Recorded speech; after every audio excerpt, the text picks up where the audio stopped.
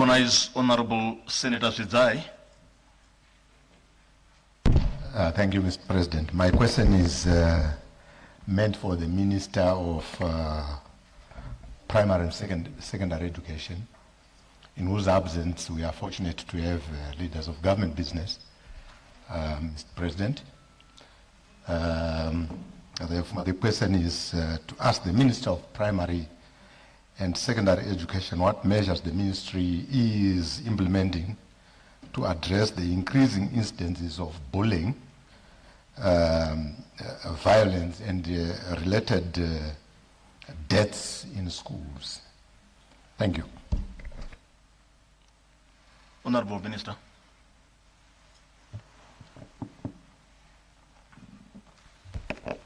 Thank you, Mr. President. I want to thank Honorable Zvidzai for the question pertaining to bullying in schools.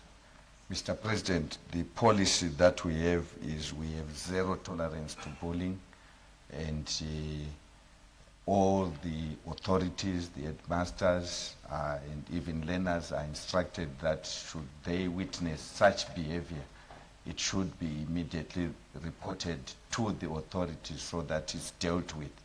However, I'm not competent enough to speak about the increase which he speaks about, but generally acknowledge that bullying has always been there, but we have put mechanisms to ensure that the school authorities stamp out that behavior which we believe is not good enough for all our learners. I submit, Mr. President. Thank you, Honorable Minister. I now recognize supplementary Honorable Senator Swanda. Ngiyabonga Mthungameli. Ngibuyela futhi endabeni yabantwana nale eyokuhlukumezana. Thina ngesikhathi sisesikolo sasithi nxa ungachayisa esikolo wawungavunyelwa ukuthi ubhodabhode ugqoke impahla zesikolo esikolo lapho uvela khona bengawazi ukuthi wena uzahambela ngaphi. Khathesi kulula nje ukuthi khona abantwana lanxa begqoke ama-uniforms babe besenza ubungiswa, kodwa kuyabe kulabaphathi khonapha abanye abaphakathi kwabantwana lamapholisa. Kungani kungabuyeli njalo ekutheni abantwana nxa begqoke impahla zesikolo abanikazi bona labo abangabaphathi babe yibo abasithi ngesikhiwa aba-responsible ukukhangela ukuthi khona kuyini okwenzakalayo ebantwaneni. Kulokhu phongubayekela nje ngoba singayekela into ebullying ngale izamemetheka kuzagcina sokuwesi kulalokho okusokuyikho khona. Ngiyabonga.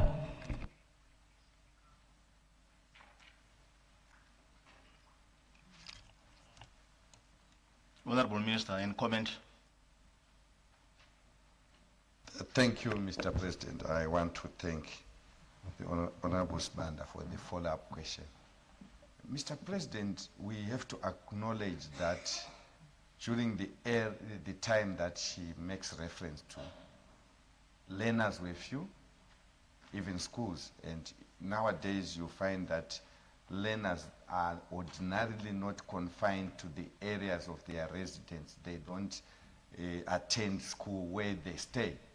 So it's a very difficult position to indicate that the movement of learners should be controlled when a learner from Kwazana can go into a school in Mount Pleasant or Borodale and vice versa. That is now common in almost all our residential areas, so to speak. And then the Honorable Senator speaks about the police intervening. Honorable President, bullying ordinarily does not happen in the streets. It happens at school premises mostly. That's where it occurs. Rarely do we get incidences of learners bullying each other when they are in town or within the streets, unless they are from the same school. Unless if there are a group of them from the same school going to a particular place. So I think the challenge is really needs a whole of society approach to have parents to teach their children that bullying is bad, the school authorities to impress upon the learners that they should not engage in such behavior. It's not good for all the learners. And that kind of education from everyone would help in reducing incidences of bullying. I submit, Mr. Presidency. Thank you very much, Honorable Minister. May I now recognize Honorable Senator Ndebele?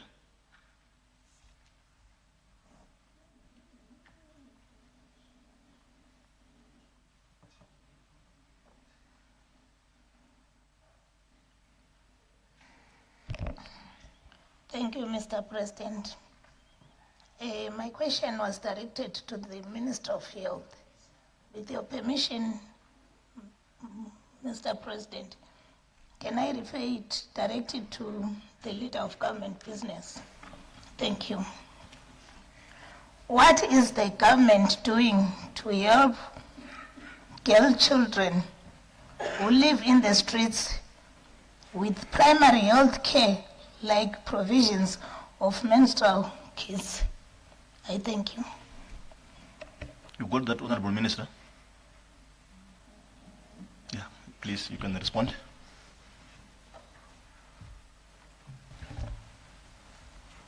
Thank you, Mr. President.